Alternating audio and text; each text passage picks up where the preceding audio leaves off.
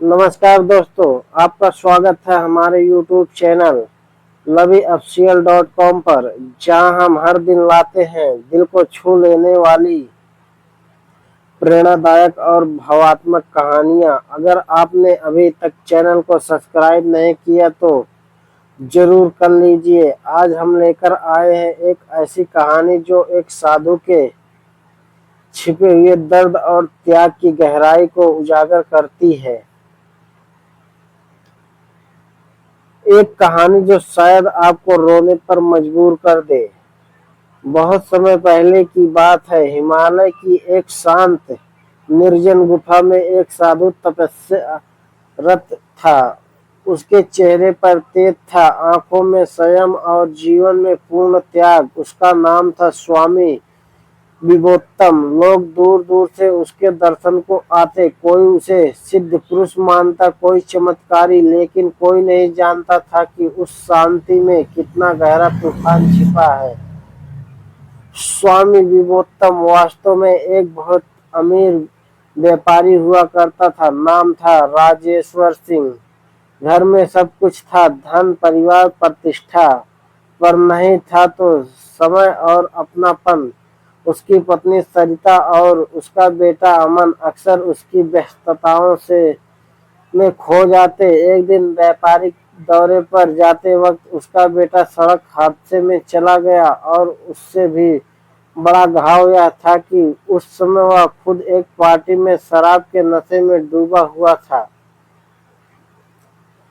जब लौटा तो अमन का शरीर शमशान की ओर बढ़ चुका था। उस दिन पत्नी ने सिर्फ एक वाक्य कहा, आपने हमें पैसे दिए पर साथ नहीं दिया। आज हमने अमन को खो दिया और मैं आपको भी खो चुकी हूँ। राजेश्वर का जीवन वहीं ठहर गया। उसने सब कुछ छोड़ दिया, व्यापार, घर, नाम, और चल पड़ा हिमालय की ओर। वहां पहुंचकर वो साधु बन गया, स्वामी विभोत्तम। लेकिन उसका मन कभी भी उस एक गलती को माफ ना कर पाया। वह रोज तपस्या करता था, लेकिन आत्मग्लानि की आग में जलता रहता।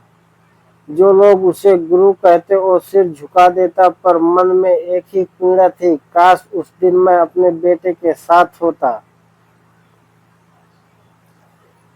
एक दिन गांव से एक गरीब विदुर अपनी बेटी को लेकर उसके पास आया। वह लड़की मृत प्राय थी। पिता ने कहा, महाराज आप चमत्कारी हैं, मेरी बच्ची को बचा लीजिए। स्वामी विभोत्तम ने लड़की को अपनी गोद में लिया और आंखें बंद कर ली।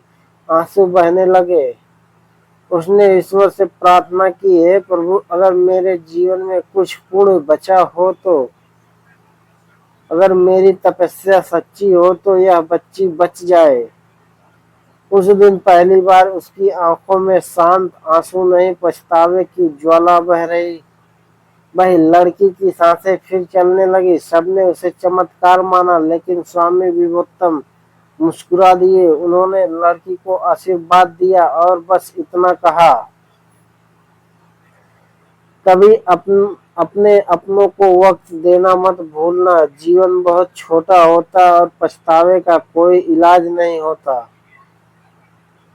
दोस्तों, ये थी एक ऐसे साधु की कहानी जिसने गलती की पर जीवन में उसकी भरपाई भी की। अगर आपको एक कहानी दिल से छू गई हो तो कमेंट में ध्यान रखना, अपनों का जरूर लिखिए। और हाँ, ऐसे और दिल को छू लेने वाली कहानियों के लिए चैनल LaviOfficial.com को सब्सक्राइब करना ना भूलें। मिलते हैं अगली प्रेरणादायक और पौराणिक कहानी के साथ। धन्यवाद मित्रों।